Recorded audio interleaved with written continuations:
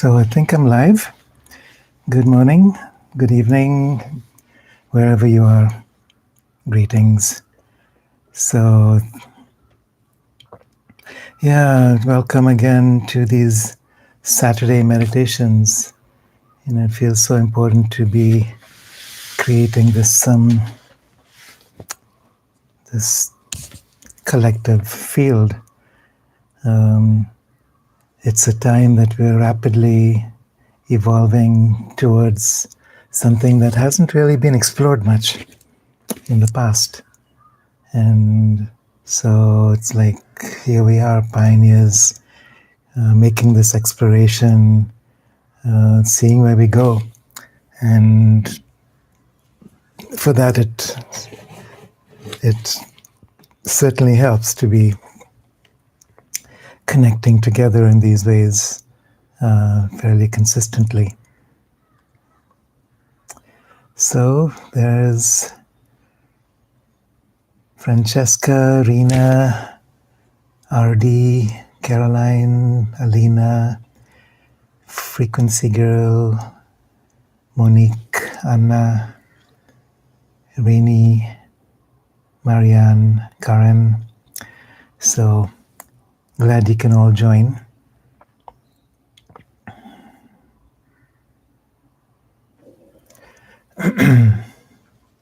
So, Maria, greetings.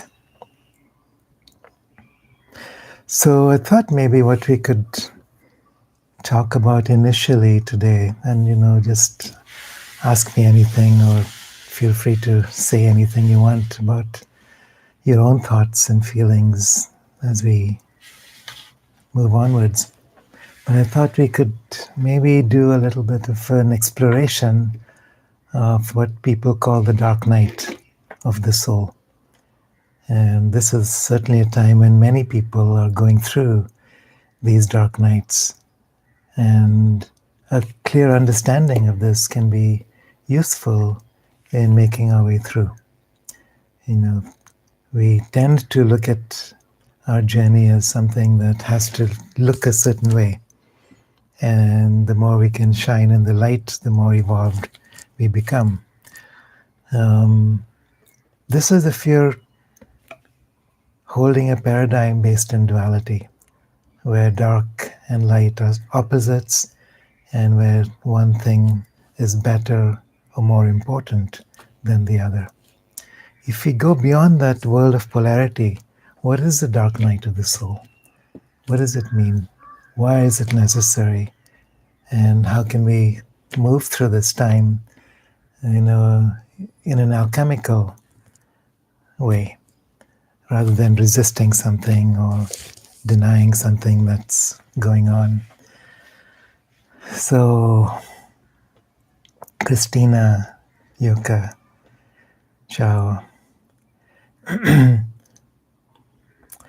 So we're also going through a planetary dark night. And I think this is becoming more and more obvious. We're going through a time when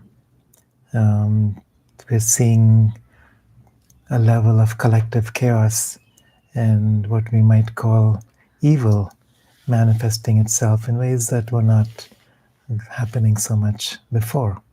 Much of this has to do with ignorance. Much of this has to do with control dramas and the need for power, for control, by imposing it over somebody else or over a certain group. Gaia has her own evolutionary plan, as we've talked about. And for Gaia, humans are very much a part of this plan. So we're here because we're serving that plan. We're here because we're part of Gaia. We're here because Gaia is moving into an evolutionary phase which requires humans as her own nervous system. Our nervous system is directly linked with the electrical forces across the galaxies. And as currents of light come forward through these portals, it assists Gaia in her own journey. So we are at a time now, we've talked about these galactic waves that are coming through, solar flares and micronova, cosmic rays entering the Earth's atmosphere and creating changes in the Earth's magnetic fields. These magnetic fields are what link us together. All the different bodies that comprise our human existence. So, what we call human is a very complex set of bodies working together in a very specific way on a very specific planet. With, if any of these uh, circumstances were to change, it would change the entire system. There's 5 essential bodies um, that clothe our essential self. So the self, what we could call the Atman, the individual spark of light, or the Brahman, the universal ocean of light, that's our essential self. This is who we are, the I am. That I am clothes itself in different bodies to experience creation, and that's what we are. So humans are one set of interactive bodies experiencing a certain experience in time and space, individually and also collectively. Humans together comprise the nervous system of an entire planet. Our planet has a plan, a destiny. Our planet has its own set of bodies. Our planet has a soul spark, an essential self. And our planet as an essential being is the same essential being that anything else is, that anyone else is across the universe. So on that level, we can achieve identity, achieve a unity with the planetary self, the solar system, the galactic being that we are, and beyond. And as you all have been practicing together, this entire system of shamanic practices that come from the Cuero Inca are about opening doorways between the worlds. All right, so let's go back to what we were talking about originally. So we're talking about the dark and light as opposites on a third dimensional perspective. However, on a higher dimensional perspective, they're not opposites. They're part of the same flow of awareness that speeds up our evolutionary journey, without which we might become quite passive as souls, whether we're talking on an individual level or planetary level or a galactic level. So, source consciousness chooses certain dimensions of reality where there is duality, where we create dualistic perceptions in order to accelerate our journey. And because we are at a time now where our evolution as a planet is so dependent on choices that we make at this time, it's really important to speed up this journey by entering into the dark night more fully. Now, why do I say that? So we have these powerful cosmic energies pouring in now from the center of the galaxy, from the sun, from solar space, galactic space, coming in through the form of cosmic rays and gamma rays, bombarding the Earth's atmosphere, bombarding our own physical and subtle bodies. Now, this light cannot be incarnated without having to slough off a lot of density, a lot of mental and emotional heaviness that we have learned to embody. In order to slough off this density, we enter into spaces where we learn how to confront aspects of ourselves that are mired in this state of consciousness. We can refer to this as the subconscious. the collective subconscious or the personal subconscious. We can even refer to this as the inconscient. This is a term that Sri Aurobindo used, and this is a term that is so far from an experience of itself as the one light that it becomes a cornerstone of evolution. It's as if the light has to penetrate all the way through into the inconscient in order to open up new possibilities of creation and evolution. And once that happens, then things can happen very quickly, powerfully. The momentum gets much, much stronger. So we're going through this time right now. We've been entering. When I say we, I'm talking about Atman, the soul, the primordial essence. We're entering through these 5 bodies into the consciousness of the earth. When I say the earth, I'm referring to Gaia, which we are part of.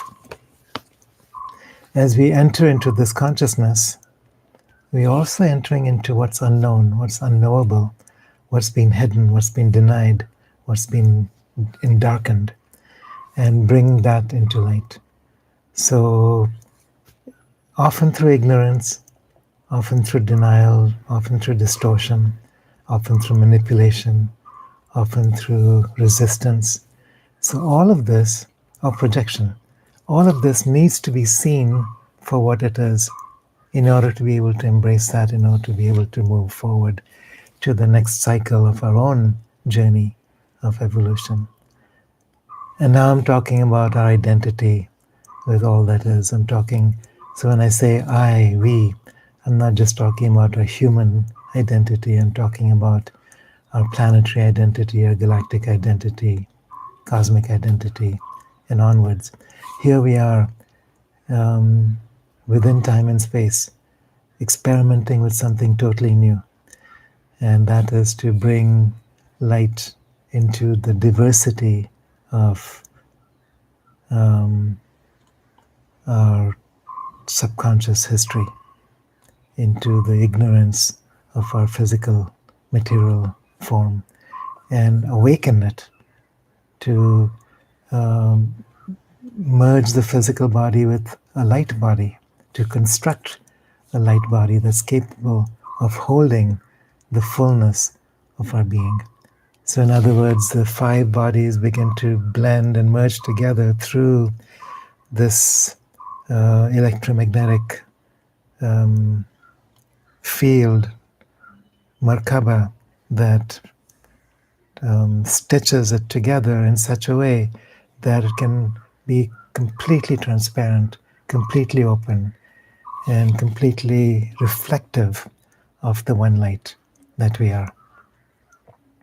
So this time that we're going through with these galactic waves, with the solar micronova, if we were not able to merge with the light body, would devastate us on a physical level, on a civilization level, on a planetary level. We'd be experiencing it as an extinction event. And this has happened in the past, in many, many different times in our ancient history. There's stories in all our mythologies referring to this, and we carry that memory inside our own selves, which is why we often tend to expect the worst when we go through times like this. So remember that this is a time that we are choosing now to create something different by opening to supramental forces that have not been able to descend down to this frequency of physical matter yet, into the inconscient to this extent. And therefore it is such a profound time, and therefore it's also necessary to explore the inconscient or the subconscient in the profound way that we are right now, which is why many of us are experiencing so much of the darkness that is surfacing from within our personal being, within our collective human self. and within our planetary or universal history. So we're talking about um, stories that have to do with galactic um, experiences, star races, galactic beings from across the universe that have been at war with each other, that have their own um, journeys of integration, and humans are a part of that.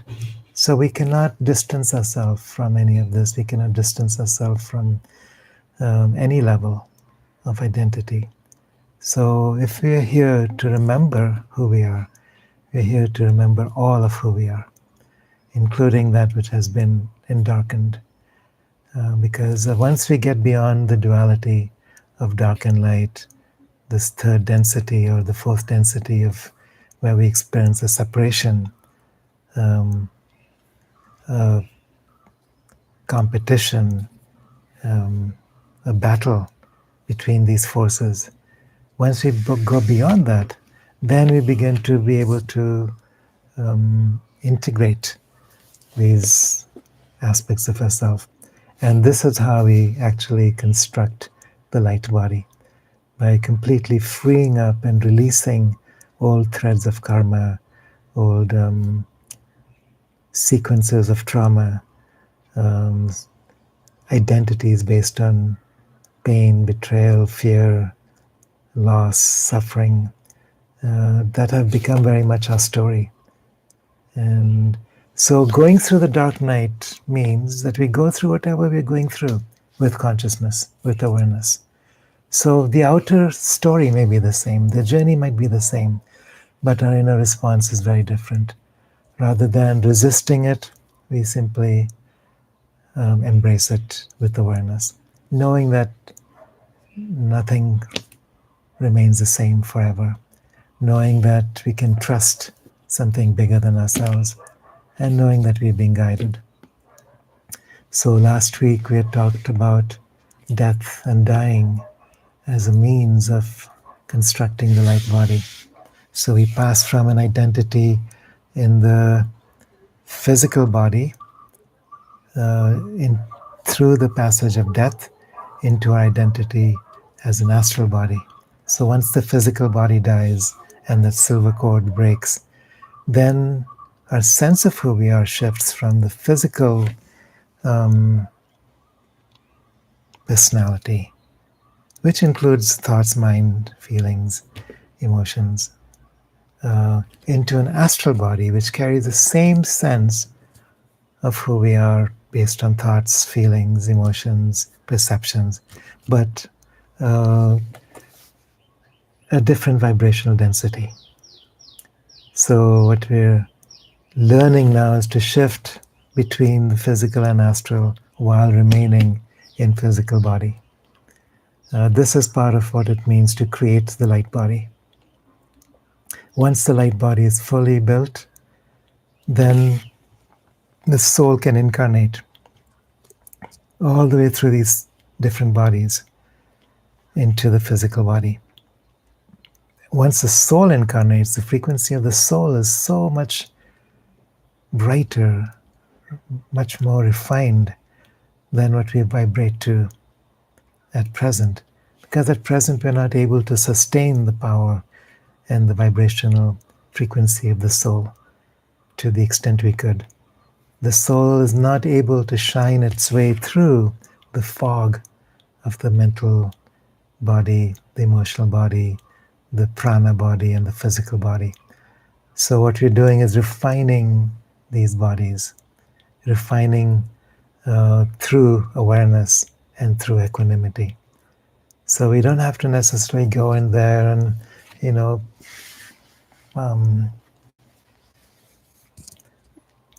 what's the word that psychotherapists use?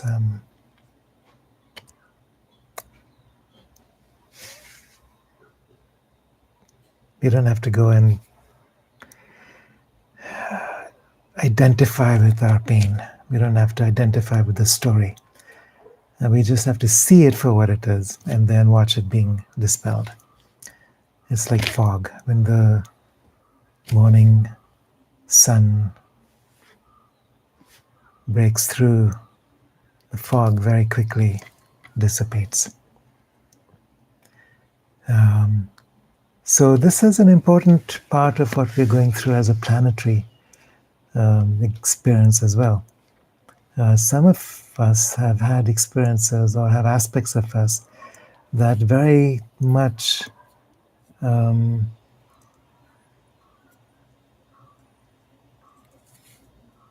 identified not just as individual beings, but as planetary beings, not just as human beings, but as planetary souls.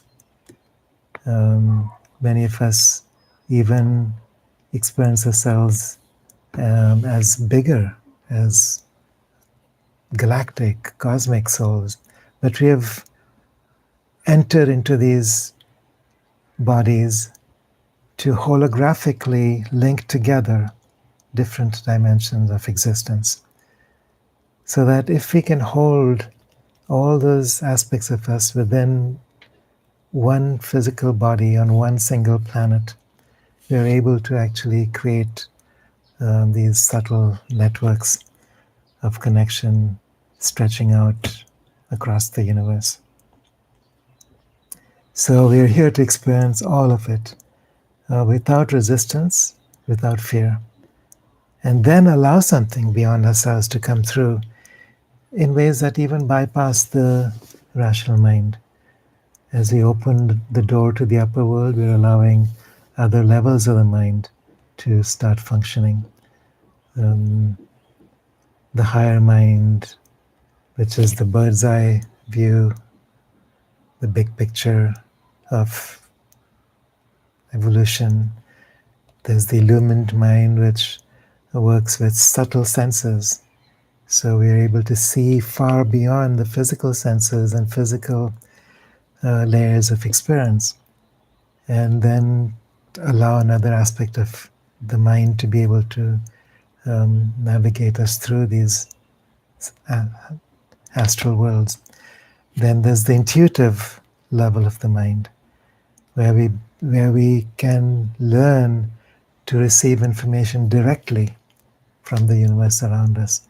So whether we're tuning into another person or a plant or a planet, we become that. Then there's another level of the mind where you're connecting with archetypal realms. We're connecting with cosmic universal energies and their magnificence and power, the great gods and the goddesses that are here to reveal themselves and incarnate through us. And then finally, there's the aspect of the mind which is connected directly with the self. So this is Satchitananda, being, consciousness, eternity. So our work here is much more than just living a life of human awakening. Yes, we've done that many, many times. And this incarnation, this particular point in planetary history is about something different. And if you're here now, it's because of this. It's because we are entering a null point within Gaia's evolution, where we're making a new choice never before made. And that is why we're all here. This is why we need to go through these times with awareness, with equanimity, with the ability to be able to walk through these dark nights safely and powerfully, rather than being inundated by the waves, to rise up and surf the waves. So we're all learning this. And the more we just allow ourselves to engage with wherever we are, whatever is going on, without resistance, without fear, without attachment, the more we can surrender to something greater than ourselves that wants to come through. All right, so that's a little bit of a background. So I want to say hi again, Armenia, Owen, Antonia, Nikita, Sushena, Solaris, Eve, Connie, Olaf, Liz, Leela. So blessings to all of you. You know, it's a strange new world.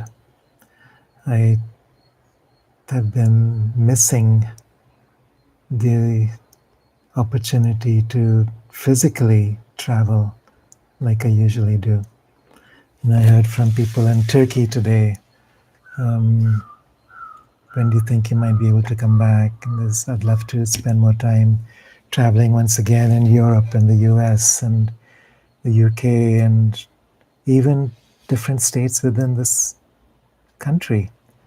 And there seems to be an effort right now to keep people separate and divided, which is fine because we know that this is temporary.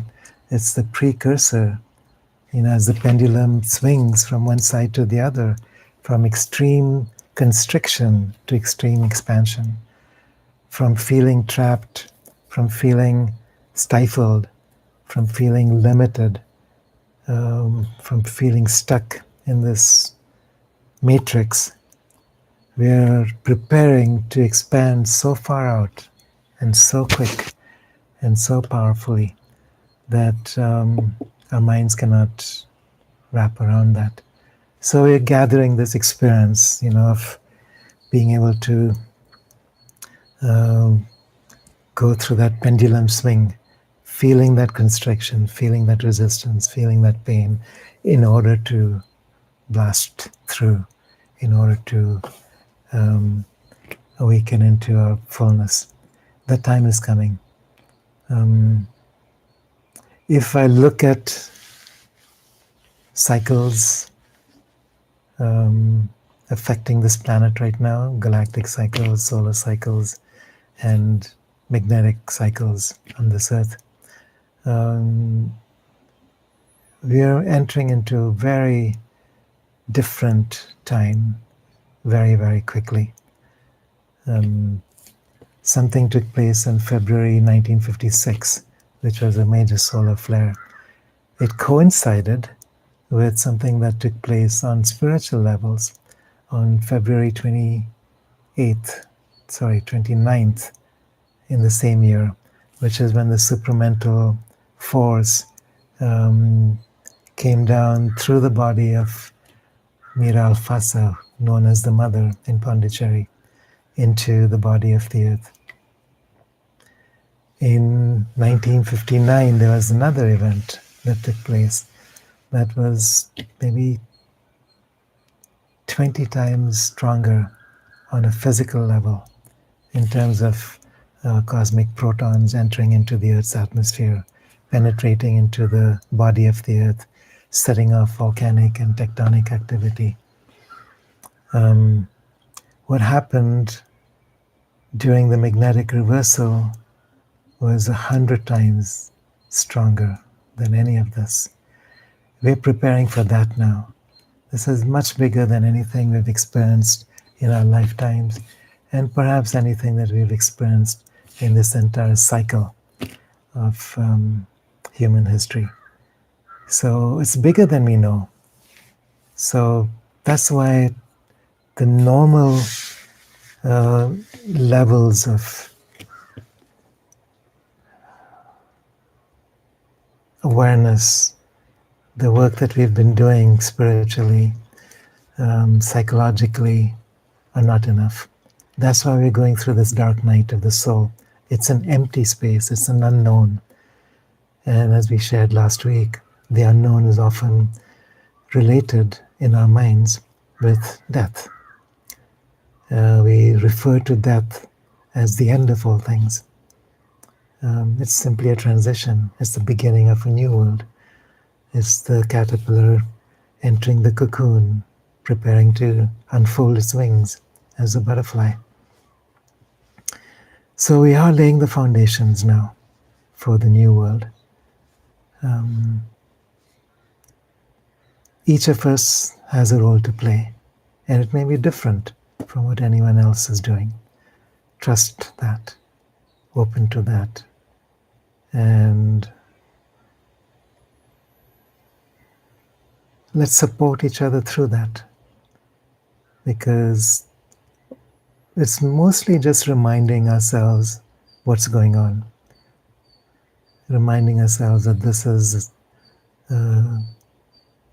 a different story, a different time, a different destiny than what we have experienced before. So many of us are here on this planet for the first time because we've been called by Gaia.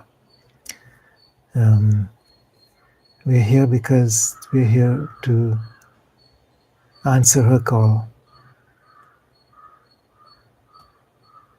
for this evolutionary leap.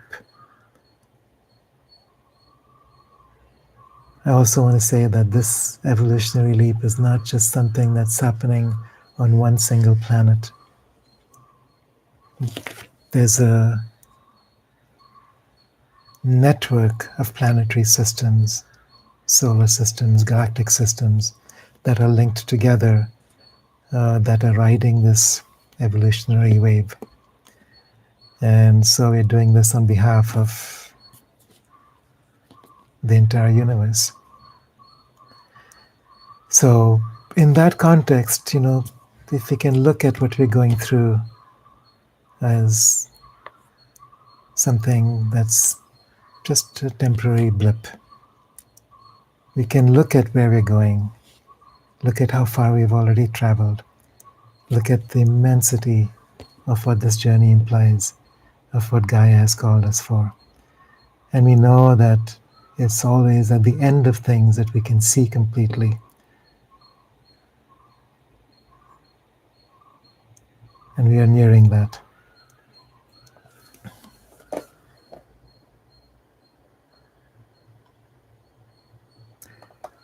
Yeah, so there's a comment, it would be great when we can all travel and meet in person again. And then Francesca says, this year we are laying the foundations, having had the opportunity to learn from, connect with you in this beautiful and powerful community. We are laying the foundations. We are a focused audience, like Marianne says. We are thirsty for this type of teaching, the connections.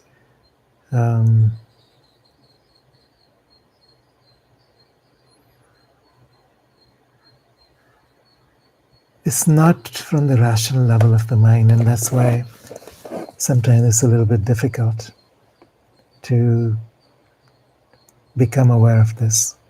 It's like we're learning to trust a different level of the mind, the higher mind, the illumined mind, the intuitive mind.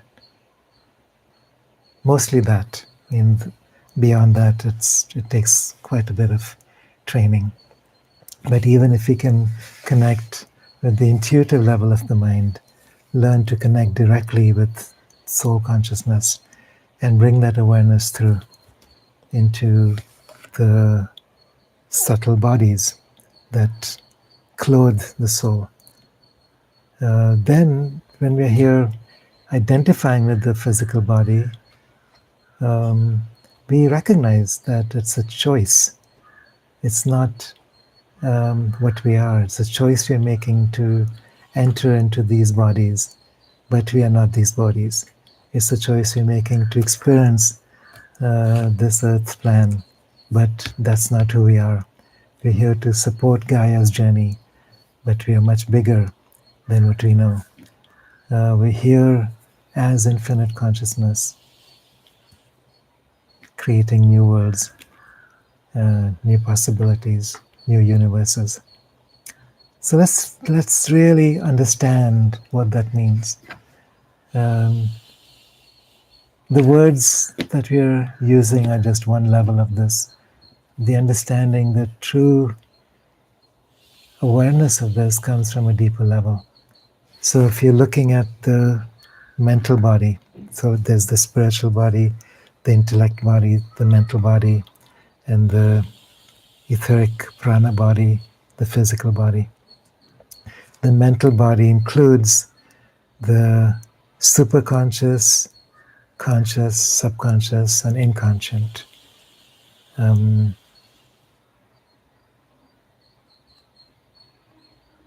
the more we refine the mental body, the more we open to the superconscious layers of understanding, the more we open to the intuitive mind, the overmind, the supermind.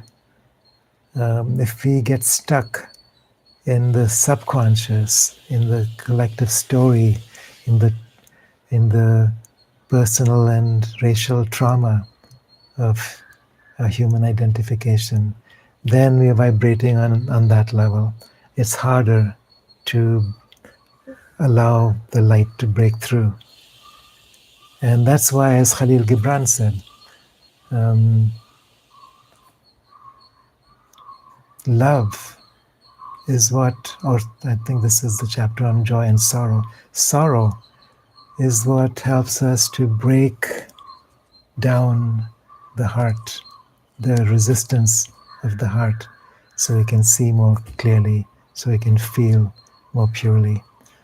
I'm greatly paraphrasing.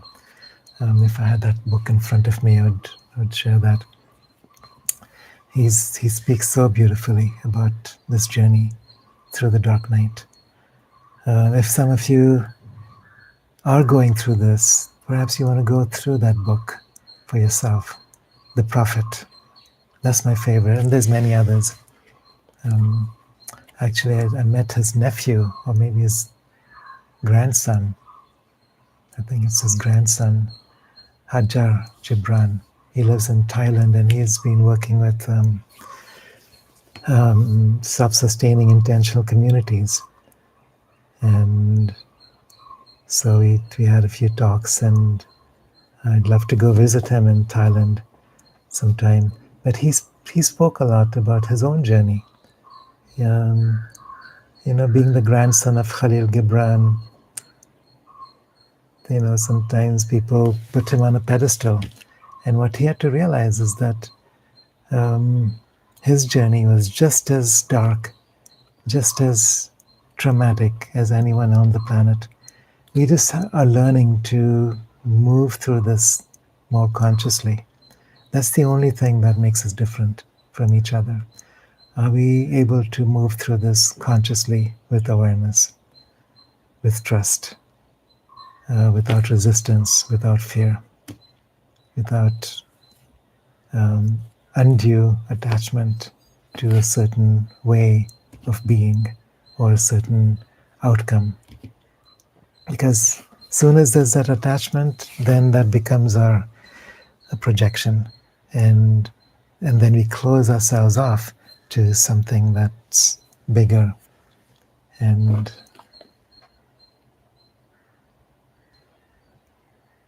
stronger than ourselves. So as Rena says, responding to the up periscope, yes, we are about to make a gigantic leap.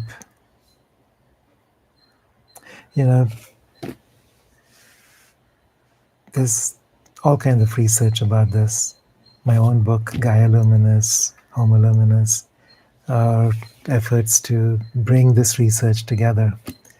But ultimately, it's not anything that can be known from information. It has to be felt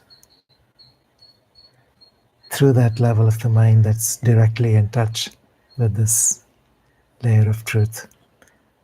And that's what we're doing now. So let's do a quick meditation then, where we can connect with this layer of truth and intentionally walk through the dark night of the soul, walk through the valley of the shadow of death.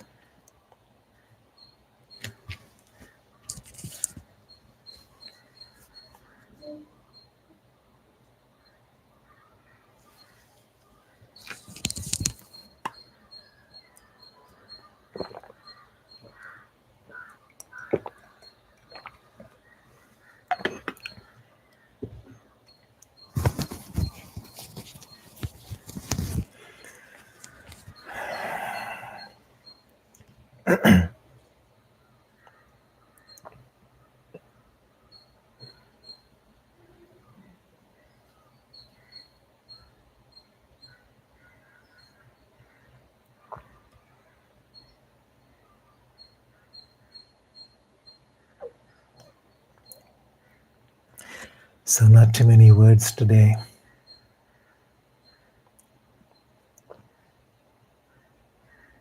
Just allow yourself to become the presence of unified light.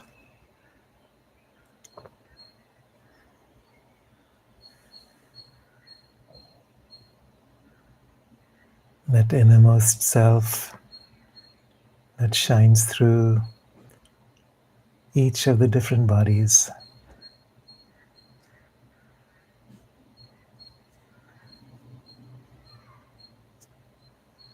We recognize that who we are is this primordial self, this spark of light, this infinite, undying, immortal presence, clothing itself through these different bodies, different layers of identity to explore the physical universes.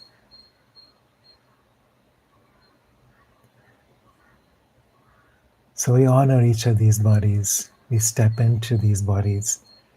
We release the mist, the fog that has been keeping us from inhabiting, from embodying ourselves within these bodies.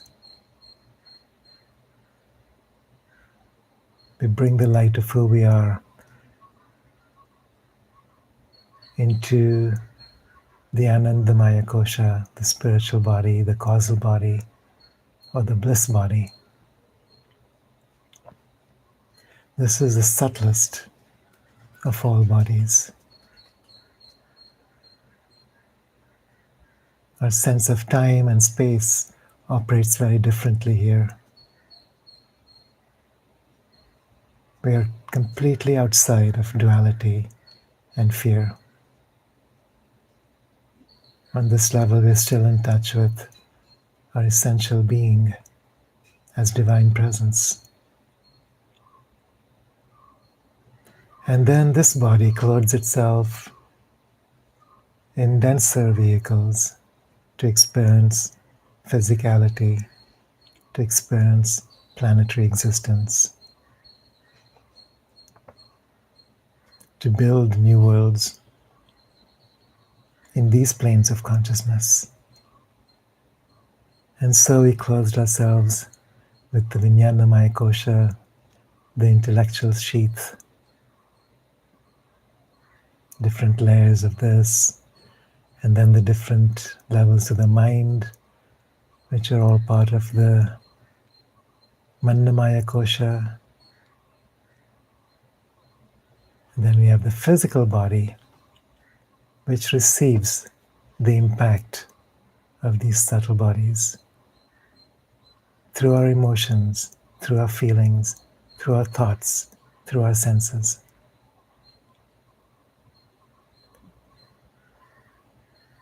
The density of all the different systems that are functioning together to make this body work. And then there's the Pranamaya Kosha, the energy body, the vital body, that connects the subtle bodies with the physical body.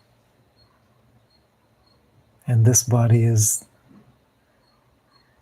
the vital forces around us that feed us, that we can learn to receive into ourselves by entering into that unified field, beyond fear, beyond duality, beyond the need to manipulate and control the universe. We align these 5 bodies so the self can come through. There's an electromagnetic field centered around the heart, known as the Merkaba.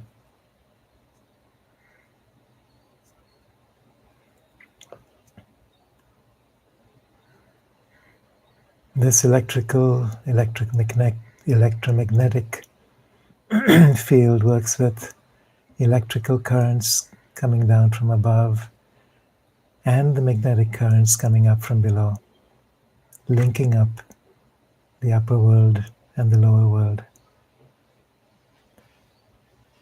and then connecting up all these 5 bodies of experience.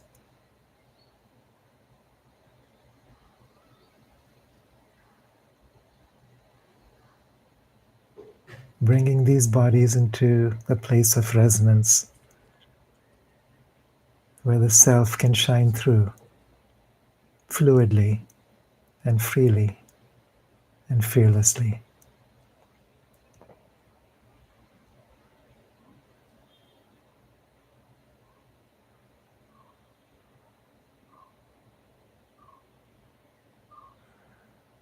So just like you've been doing with the Inca practices, bring your attention to that window 2 meters above your head and just rest in that awareness of the self as it comes through. Some refer to this as the I Am, the divine presence.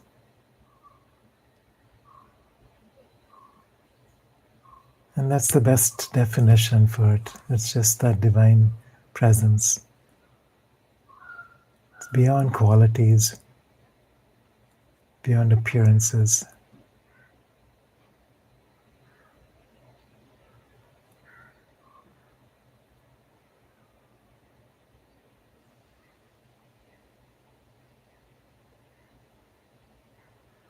And you feel that presence emanating through all these 5 bodies now. You come into a space of stillness, of peace, of joy, of trust, of knowing.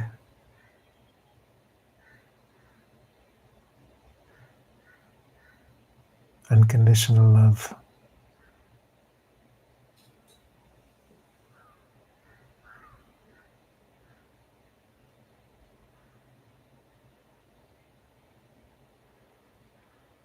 And as the light comes through, as the Sami starts to move through these 5 bodies,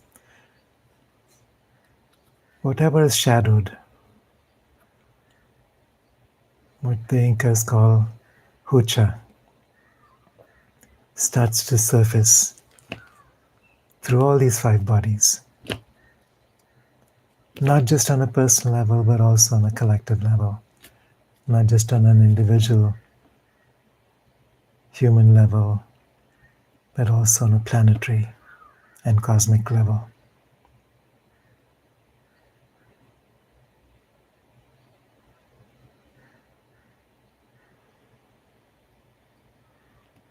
And the hucha comes up from deep within the subconscious, as well as the inconscient, opening up a doorway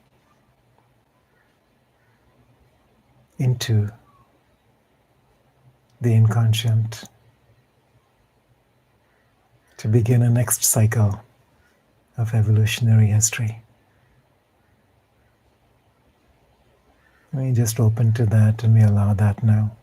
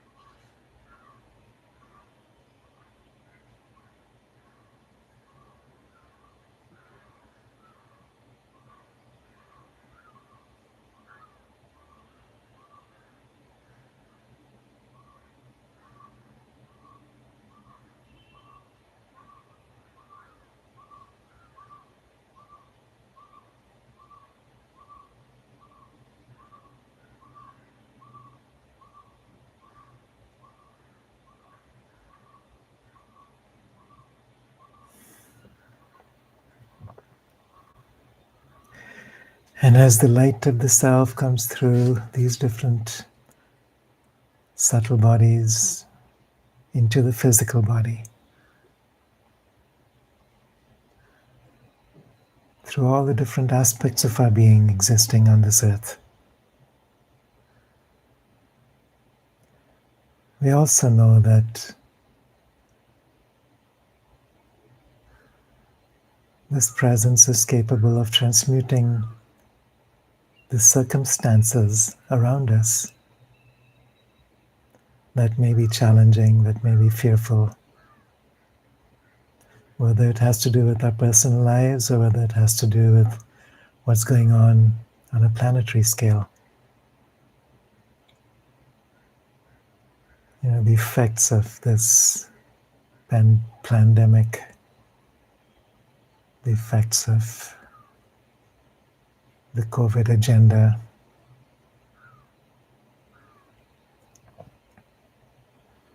what we refer to as the deep state,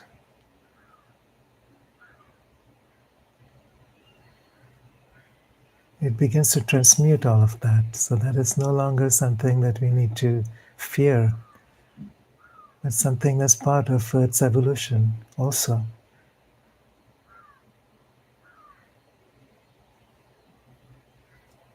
Once we see this, it can all drop away and be revealed clearly as part of the one light. As long as we're resisting it, it condenses into third dimensional density and then shows up as something that we need to fight against or defend from.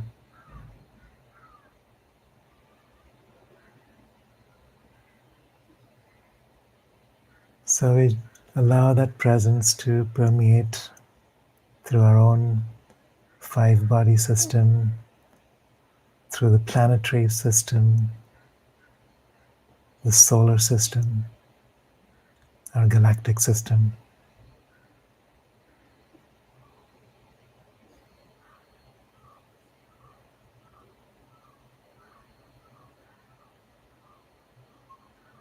There's a physical aspect of a galactic wave as it moves through our Milky Way. Gamma rays and cosmic rays that have immense effects on the electrical nature of the universe. And as it enters into a solar or planetary system, these rays have an immense effect on human consciousness or climatic conditions on this earth. All consciousness on this planet is affected.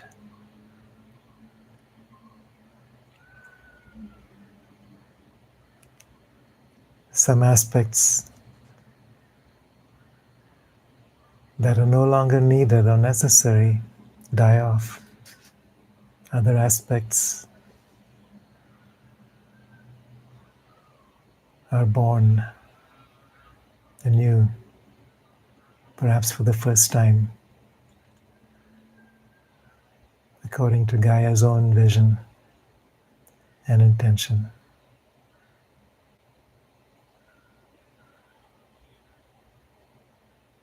And we simply let this presence move through us as part of Gaia. Let the supramental forces move through our surrendered vehicles to enter into the inconscient depths of this earth.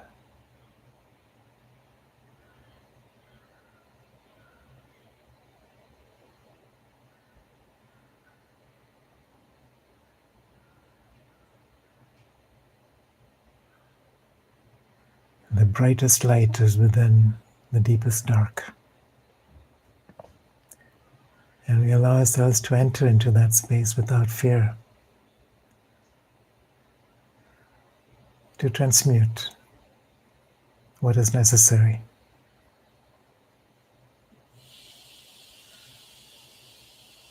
to set ourselves free, to set our planet free.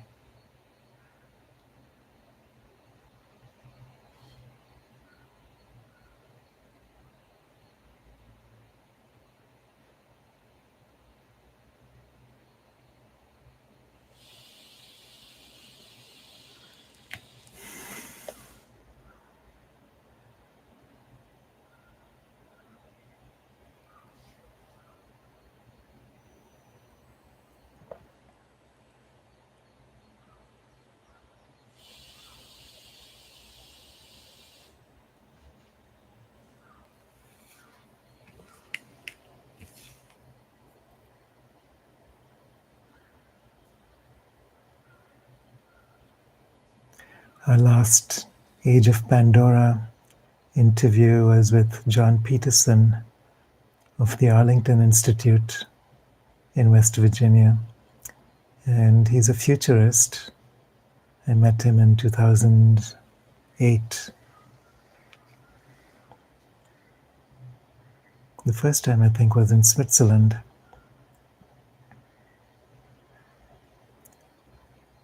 And it was a really powerful conversation about where we're going, what resources we have to make it through. Next week's podcast will be with Valentine Reese. And then the week after, we'll have Philip Gruber and Alan Steinfeld again, along with JJ and Desiree Hertak, that some of you may know.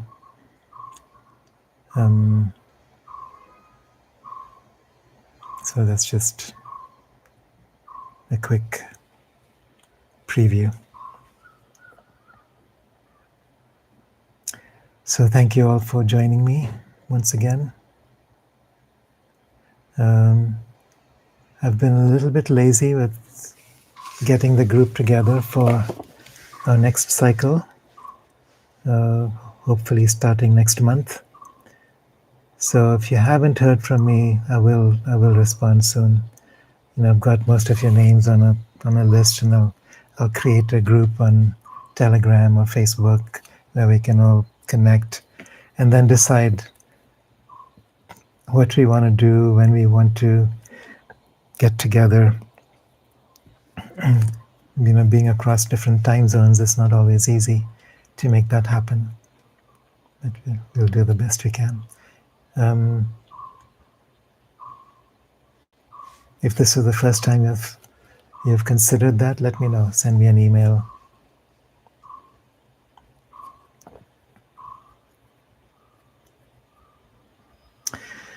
All right, well, thank you guys. Thank you, Eve. Thank you, Francesca. Thank you, P. Steingeist, Herminia, Rena, Michelle, Caroline. So see you guys next week. Blessings. Aloha.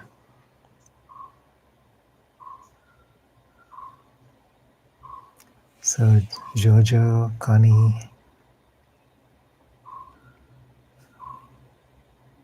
Sushin, Frequency.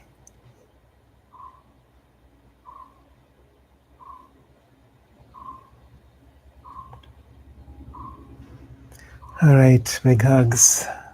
Mahalo. Aloha nui loa.